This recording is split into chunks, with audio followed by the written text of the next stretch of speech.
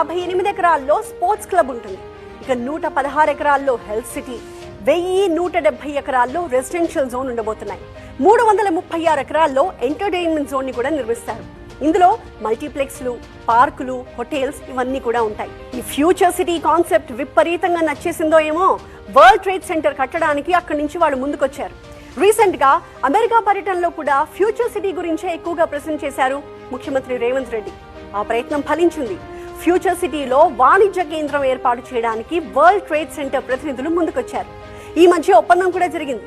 హైదరాబాద్ లో world trade centre ఎక్కడ కడితే బాగుంటుంది అన్న దానిపై రెవెన్యూ అండ్ ఇండస్ట్రియల్ డిపార్ట్మెంట్స్ అనువైన స్థలం కోసం వెతుకుతున్నాయి. ఇంతకీ ఈ ఫ్యూచర్ సిటీ చుట్టూ ఏమున్నాయి? శంషాబాద్ ఇంటర్నేషనల్ ఎయిర్పోర్ట్, ఫోర్త్ సిటీకి, సౌత్ హైదరాబాద్ డెవలప్మెంట్ కి ఇదే మెయిన్ అసెట్. ఫ్యూచర్ సిటీకి తుక్కుగూడ వైపు ఫ్యాబ్ సిటీ ఉంది. ముచ్చర్లలో గ్రీన్ ఫార్మా సిటీ రాబోతుంది.